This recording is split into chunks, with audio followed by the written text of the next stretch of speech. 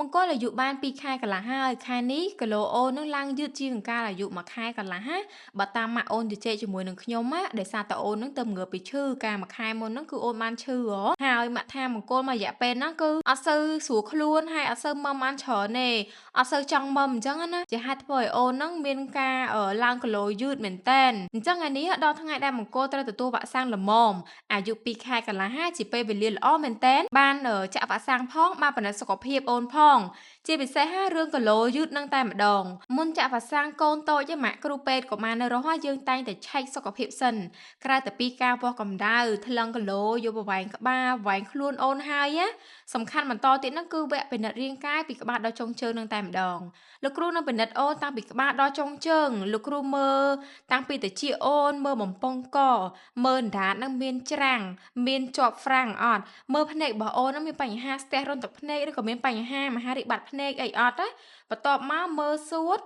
ស្ដាប់សំឡេងសួតរបស់អូនស្លាស់អត់មានស្លេះមានអីអត់ហើយឬក៏មានបញ្ហាផ្សេងទៀតទេប៉ុន្តែរាងកាយរួចរាល់ហើយគ្រូពេទ្យឆែកមើលការលូតលាស់ផ្នែកបញ្ញាស្មារតីអូនត្រូវឆែកអីខ្លះហើយ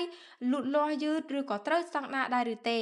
លោកគ្រូថាអូនមង្គលណារាងកាយមាំមួនល្អហើយរឿងគីឡូអូនណាតែមិនទាន់ចោតជាបញ្ហាធំនោះទេព្រោះអូននៅបន្តឡើងគីឡូកុំឲ្យតែអត់ឡើងសោះឬក៏ស្រកថែមទើបត្រូវបារម្ភណាម៉ាក់លោកគ្រូពេទ្យបានណែនាំម៉ាក់ថាឲ្យតាមដានការមុំរបស់កូននិងឲ្យម៉ាក់បន្ថែមបរិមាណទឹកដោះឃើញថាបរិមាណទឹកដោះដែលអូនញ៉ាំរាល់ថ្ងៃហ្នឹងនៅអត់ទាន់គ្រប់នៅឡើយមានថាចំនួនដងហ្នឹងនៅតិចអញ្ចឹងណាហើយលោកគ្រូផ្ដាំមួយទៀតថាពេលដែលរាល់ដងម៉ាក់បំបើអូនហ្នឹងពេលដែលអូនអត់ទាន់ឃ្លានខ្លាំងម៉ាក់ឲ្យមុំហីតែឥឡូវនេះអត់ទេទុកឲ្យឃ្លានបន្តិចសិនហើយចាំឲ្យអូនមុំចង់ដឹងថាតើរវាងការឃ្លានតិចតិចមុំហើយនិងឃ្លានខ្លាំងមុំមួយណាមុំបានច្រើនជាង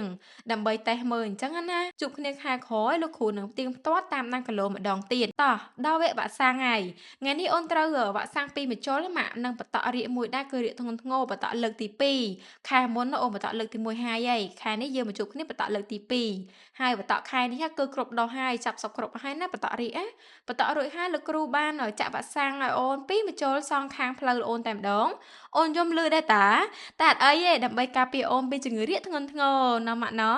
បញ្ជាក់ម៉ាក់ថាវ៉ាក់សាំងពីរមជ្ឈុលហ្នឹងណាមជ្ឈុលទី1គឺការពារជំងឺរលាកសួតនិងរលាកស្រោមខួរបង្កដោយភ្នំមុខគុកនិងមជ្ឈុលទី2គឺចាក់ការពារជំងឺរហូតដល់ទៅ6មុខម៉ាក់ក្រុងយកអូនមកចាក់វ៉ាក់សាំងពិនិត្យសុខភាពតាមដានការលូតលាស់របស់អូនពិនិត្យសុខភាពអូនក្រោយសម្រាលឬក៏អូនមានបញ្ហាឈឺក្អកផ្ដាសាយអីហ្នឹងសូមយកអូនមករកជួបផ្ទាល់ជាមួយដុកទ័រកុមាររបស់យើង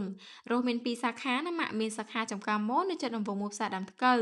និងសាខាសែនសុកនៅក្នុងផ្សារអន2ជាន់ផ្ទាល់ដីចុកកាហ្វេប្រៅណាម៉ាក់ចាម៉ាក់អាចសាកសួរព័ត៌មានសិនក៏បានដែរណាម៉ាក់បើម៉ាក់នៅឆ្ងាយម៉ាក់អាចឆាតសួរតាម page ឬក៏ call ទៅមានលេខទូរស័ព្ទនៅក្នុង comment វីដេអូនេះផ្ទាល់តែម្ដងណាម៉ាក់ចាអរគុណច្រើនជួបគ្នានៅវីដេអូបន្តទៀត